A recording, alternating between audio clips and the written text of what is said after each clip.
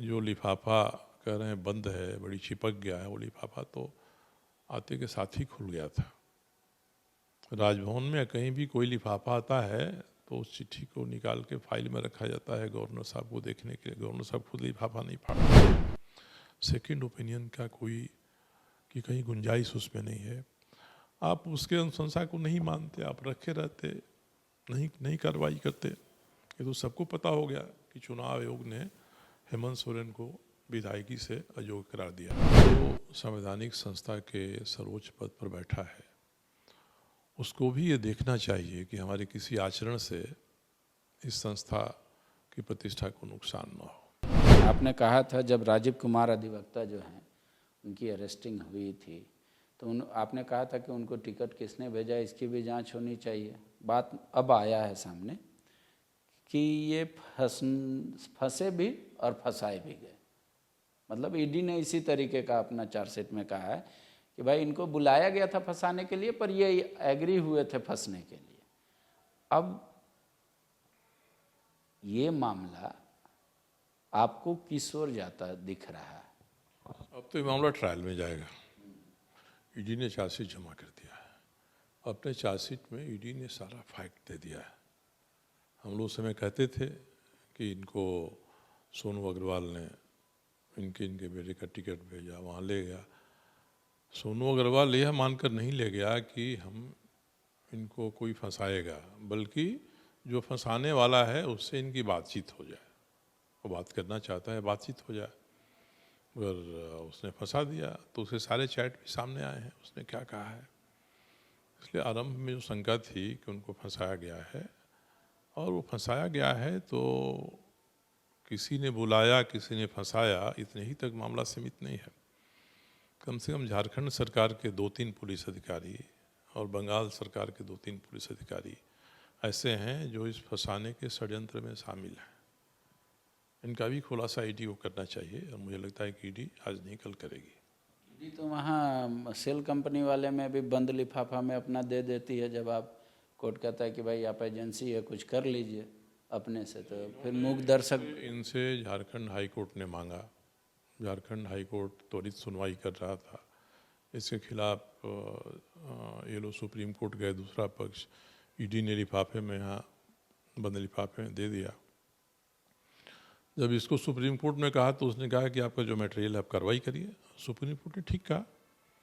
अब supreme court के मुख्य न्यायाधीश 8 तारीख को रिजाइन कर रहे हैं। 1 हफ्ते के भीतर वो जजमेंट देते हैं तो ठीक, नहीं तो केस की फिर से सुनवाई होगी कायदे से। तो जो तथ्य हैं, हाई कोर्ट जो आदेश करता, सुप्रीम कोर्ट जो आदेश करेगा, उसके बाद ही इसमें आगे की बात होगी। एक लिफाफा यहाँ गवर्नर हाउस और इलेक्शन कमीशन में भी है। वो कभी एटम बम हो जाता है, कभी चिपक जाता है। इस मामले में हम लोग हमेशा ही संवैधानिक संस्थाओं की आदर करते हैं, मगर जो संवैधानिक संस्था के सर्वोच्च पद पर बैठा है उसको भी ये देखना चाहिए कि हमारे किसी आचरण से इस संस्था की प्रतिष्ठा को नुकसान न हो। और मुझे लगता है कि जो लिफाफा कह रहे हैं बंद है, बड़ी चिपक गया है, वो लिफाफा तो आते के साथ ही खुल गया था। राजभवन में कहीं भी कोई लिफाफा आता है तो उस चिट्ठी को निकाल के फाइल में रखा जाता है गवर्नर साहब को देखने के लिए। गवर्नर साहब खुद लिफाफा नहीं फाड़ते हैं। मगर किसी ने फ़ोन से किसी से बात की कि उसमें क्या क्या कंटेंट है चिट्ठी में, और इसको जो हमारे यहाँ के विशेषज्ञ हैं पुलिस के स्पेशल ब्रांच के, वो सबका फ़ोन सर्विलेंस में रखते हैं, जिसका चाहे सुन सकते हैं। उस गहमा गहमी में वो राजभवन का फ़ोन सुन रहे थे, उन्होंने सुन लिया, जान लिया कि इसमें क्या है, इसलिए लिफाफा में रह गया। दूसरी बात है कि संविधान के प्रावधान के अनुसार एक संस्था ने कोई अनुशंसा दी, आपने उसको भेजा कि इसकी जांच करिए, अनुशंसा दीजिए, तो उसकी अनुशंसा को मान लेना चाहिए, मानकर कार्रवाई करनी चाहिए। 2 महीना रखने के बाद फिर सेकंड ओपिनियन के लिए भेजा जा रहा है, ये भी संवैधानिक संस्था के शीर्ष पर बैठे व्यक्ति से जिस आचरण की उम्मीद की जाती है उसके अनुरूप नहीं है। सेकंड ओपिनियन का कोई कि कहीं गुंजाइश उसमें नहीं है। आप उसके अनुशंसा को नहीं मानते, आप रखे रहते, नहीं कार्रवाई करते। ये तो सबको पता हो गया कि चुनाव आयोग ने हेमंत सोरेन को विधायकी से अयोग्य करार दिया। और इस मामले में तो मैंने शुरू में कहा था कि हेमंत सोरेन के साथ अगर न्यायपूर्ण व्यवहार होगा तो इस मामले में अयोग्य वो नहीं सिद्ध किए जाएंगे। अगर चुनाव आयोग ने अयोग्य सिद्ध कर दिया तो या तो आप उनको पर कार्रवाई न करिए उसके अनुशंसा पर, या कार्रवाई तुरंत कर दीजिए। चिट्ठी तो ऐसा आप बाँच रहे हैं, कहते हैं जैसे रामायण और गीता खुद आपने स्वयं पढ़ा हो, इतना आप कैसे श्योर हो सकते हैं?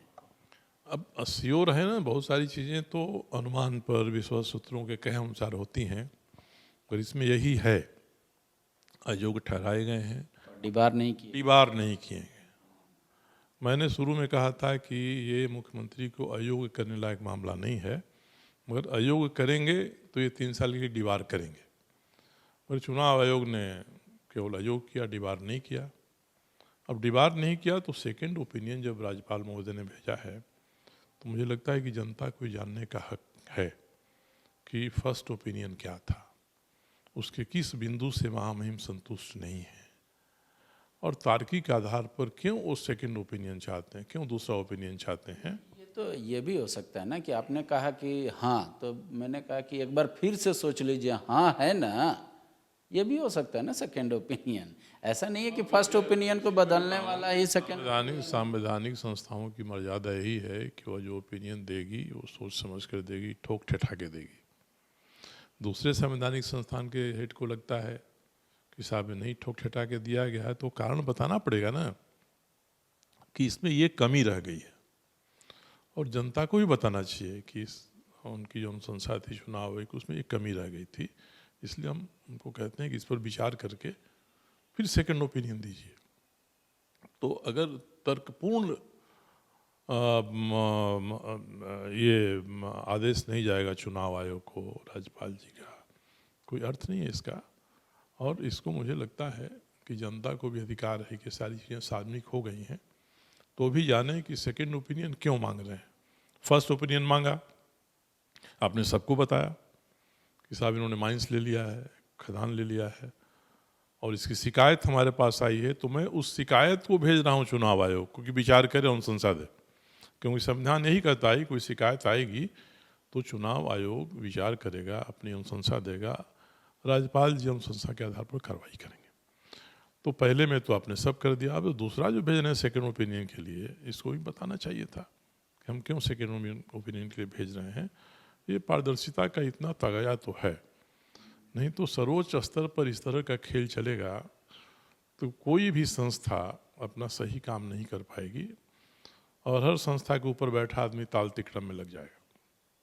विवेकानंद विद्या मंदिर स्कूल एक CBSE affiliated English medium coed school है। हम शिक्षा के साथ संस्कार देते हैं। thefollowup.in. Like, share and subscribe. www.thefollowup.in